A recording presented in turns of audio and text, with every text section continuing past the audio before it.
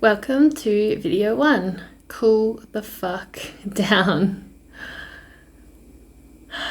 Okay, let's just start by saying that you do not need to be doing all the things. Whether you've been in this spirituality, intuition arena for a long time or you're new to it, chances are you've already spent quite a bit of time scrolling through Instagram. Maybe you've been reading books, listening to podcasts. You might have already have done other people's courses. You've possibly dabbled in the world of meditation and yoga and crystals and oils and the millions and millions and millions of things. And I know that you know by now that there are so many teachers out there who are giving you all the things that you have to be doing, that you should be doing. There's a million different things out there. And I'm here to give you a totally different perspective. My objective is for you to understand that you don't need me. You don't need another practice.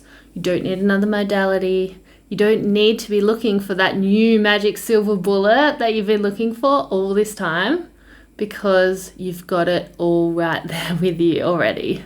Like, seriously, if everybody knew that, we could cut so much bullshit out. And that is what we're moving into. That's what this new paradigm that we're stepping into, this new era, is all going to be focused on.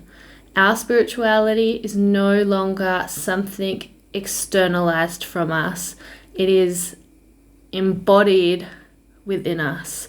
So many are trying to escape from their body, meditate out. They want to do all the projections and all the things and the lucid dreaming and meditate as much as they can until they get out up here. But the new paradigm spirituality is actually bringing those higher dimensions back down into us, embodying it here on earth.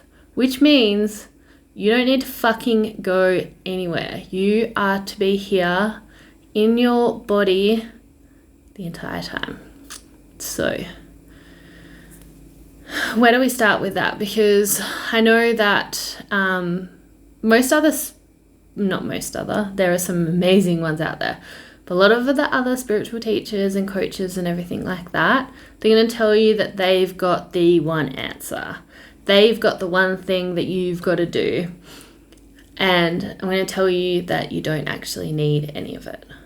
And it might sound crazy, but bear with me as we go through the course and cut down all the things. I want you to see that your life doesn't need to change dramatically. You don't need to quit your job and go and live in a teepee and stop wearing shoes, stop getting your nails done, stop shaving your armpits, and just start meditating every day and chanting around a fire. That's just not what this is about. We've come here at this point in time with these resources, this level of technology, all these things going on, and we can live here in harmony with all of that. But we just need to break down a few little things that are going on. So we're going to get down to that. And one of the biggest things we're going to talk about, to cut some of that down, is to stop listening to the shoulds and the buts. And that's not exactly how it sounds. But to start off with, I'm going to go into why you need to stop shoulding. So if you've been exploring this arena of intuition and spirituality for a little bit, chances are that you've heard all the information from the other coaches, the other healers, all the resources, and maybe even just spiritual-ish friends. And they're all going to have their own way of doing this. They're going to all have their own method, their own modality, their own practice. Everyone goes on about these practices, these hour-long, 2-hour-long morning routines in which you do a million things that just are supposed to set you up for your amazing day. Like, who the fuck has time for that? Seriously. A lot of this stuff can be so intimidating. And the last thing that I want is for you to be like, oh, this path isn't for me, because there's no option anymore.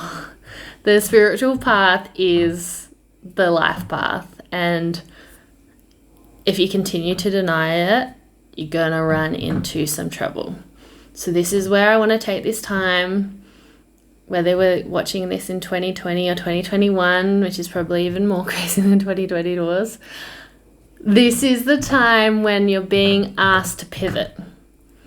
And so number one, pivot, the thing that I want you to do is to stop listening to any of the things that everyone tells you that you have to do, regardless of how much it helped them, how amazing it is for them, how much they feel that you just can't live without it. I mean, how many people have you heard talk about meditation and yoga like that? Like, seriously.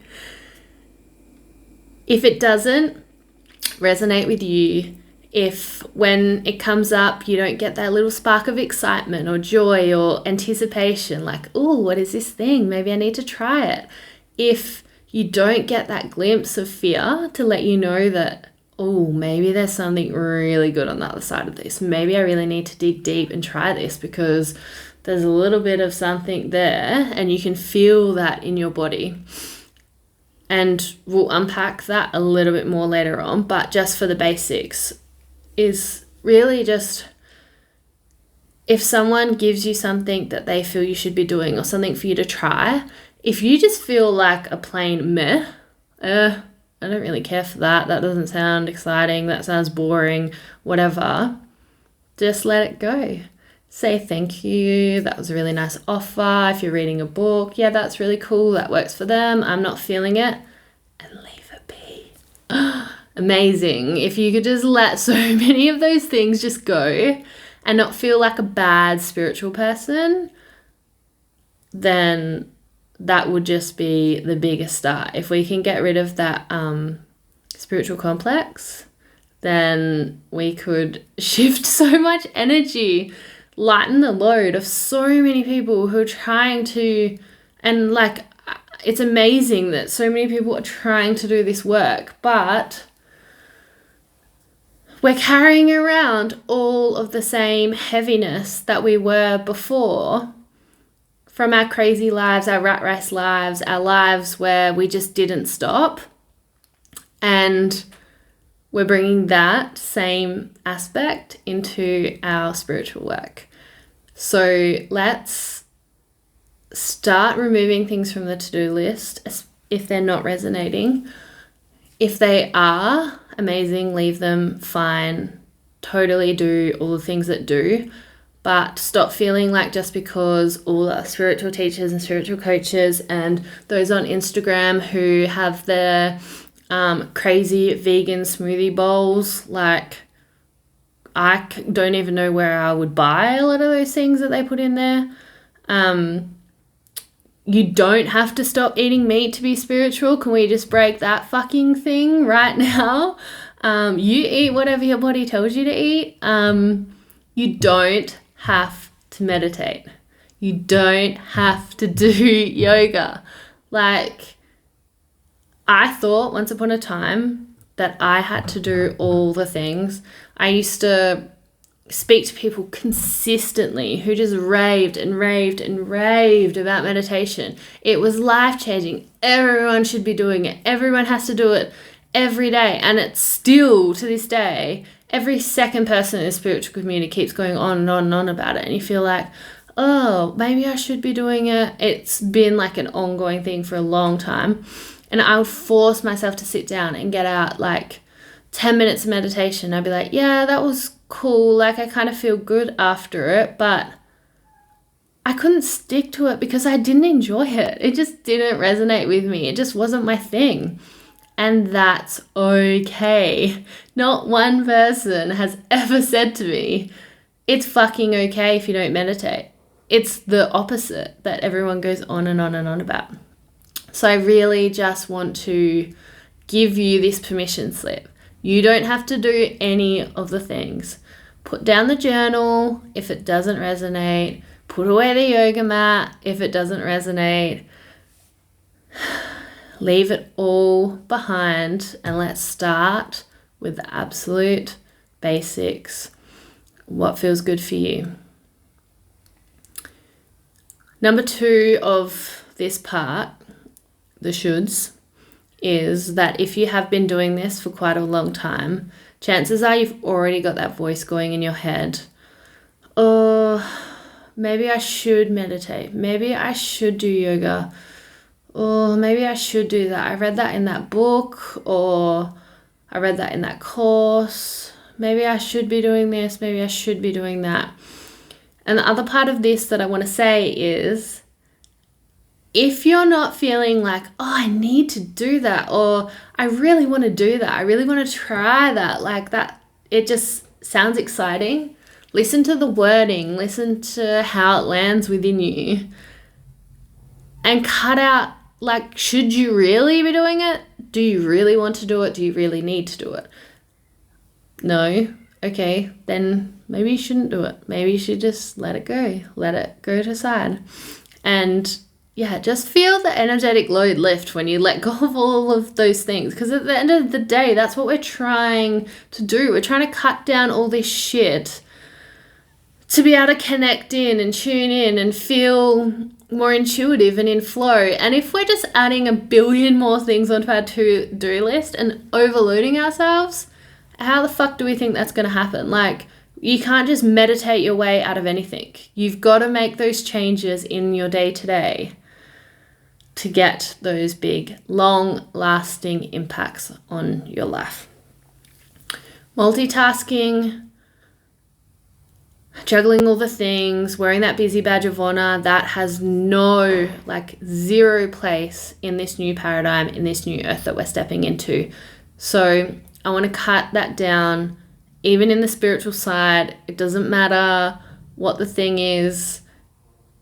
If you're still coming with that crazy, gotta do all the things energy, you need to cool the fuck down. And so on this, my last point, which is my most practical, it's just really easy to implement, although it does cost some money. This is something that is always overlooked, but the one thing that you can do right now to connect to your intuition more is filter the shit out of your tap water. And I know most of you probably weren't expecting me to say that, but fluoride is fucking poison. It's actually toxic.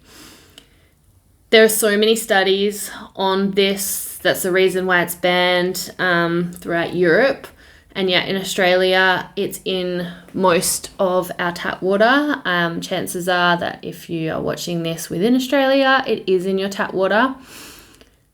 And aside from the fact that you can go and research it yourself, aside from the fact that there are lots of studies out there showing how it can decrease IQ points, it's related to thyroid epidemic, compromises your iodine, all these other things. It's a part of spiritual warfare. It is actually a part of keeping us small and disconnected. Fluoride blocks up your pineal gland, which is the gland related to our third eye, our chakra above in the middle of our eyes.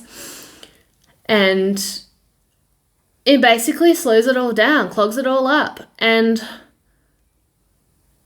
this is not something that's spoken about, I think, because some people fear that we can, but we don't really have the capacity or the funding or anything to do the research on this properly. But you will know within yourself whether this is something that resonates with you and whether this is something that you really need to change. This is where I want to say, once again, you don't need to listen to me. If this is just not feeling right at all to you, just leave it aside. Totally fine, all good. But I know for me, this resonates as one of the biggest things that needs to happen. And until we can get this done on a city-state country level, we can take those steps in our own home in the most affordable way that we can. And at the very least, it might save you, your family, your children from losing a few IQ points. And that sounds small to some people, but that's actually massive. It really does have a really big impact. So there's so many different filters you can get out there. You can just Google them.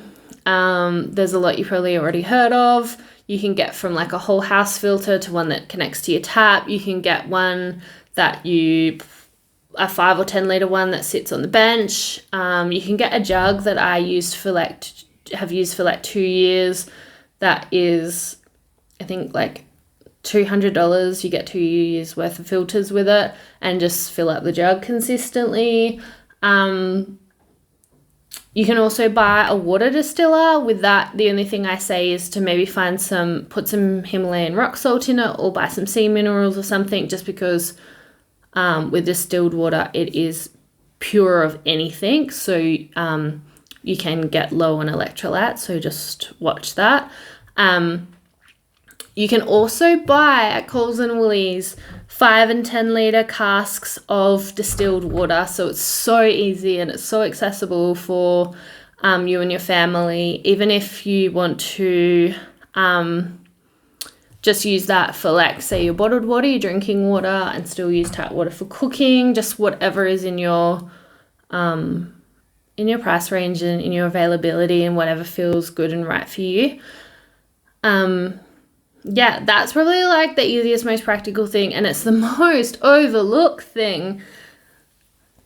We really are in the midst of some of the biggest spiritual warfare we've ever experienced. People are, I hate using the word, but they are awakening. They're realizing what's going on. They're connecting into their intuition, and there's been so much to stop us from that. We've been stuck in this rat race. The system is set up that we get stuck in a job and we create debt, making this life that's been idealized to us. We work nonstop to pay off this debt. While we're working nonstop, we send our kids into their schooling system to learn what they say they need to learn. It's just never ending. And at this particular point in time, this is what is changing. And if we can start to cut out some of those small things that they've been putting on us, aside from being stuck in that rat race, slowing down, connecting in, let's start cutting out some of the things they're piling on top of us to really keep us small and disconnected, because they know the power that we hold. They really do. And that is scary to people in charge, because once we all start realizing that we have the control, that's when really big things are going to start to shift. So yeah, I just really want to give you a few reflection points now to go back to, and to think about. Maybe before you move on to the next video, you can journal on these. You can just reflect in your head, or you can do neither. I don't really care. I really want the way that you conduct this course to be the way that you're going to move forward. So if something I'm saying or doing doesn't resonate with you, if you don't really feel like you need to reflect, if you feel good and you want to move on, just do it. Seriously, I don't know more than you. I don't know what you need. Only you do. And this is where I want to start, with you really feeling that and embodying that and taking ownership of that, because that's the thing that will change your life. So, number 1, what can you stop doing right now? What can you let go of that you don't need? What can you remove off your to-do list? What pressure are you putting on yourself? What do you feel like you should be doing? Drop it now. Lighten the load and give yourself permission.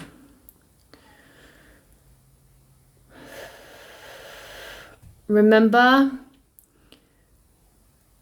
that just because all these things work for someone else, that doesn't mean that they're for you. Don't feel the guilt, that spiritual guilt of not doing enough, and the fucking Instagram bullshit that just pulls you back in.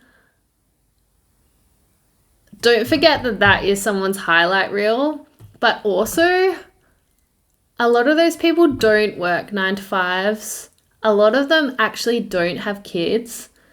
And when they do, you never see just how much help they have with those kids either. So stop focusing on that. Stop looking at what everyone else is doing. Come back to you. What do you really feel like you want to do? What expands you? What excites you? What calms your energy? And let the rest of the shit go. This is your permission slip now. And number 2, what is your water quality like? If it's awesome, amazing, keep going. If it doesn't resonate with you to change it, don't, all good. But if you're feeling that little spark, maybe just think about what would be an economical way for you to change that. What would be, just what's resonating with you around that.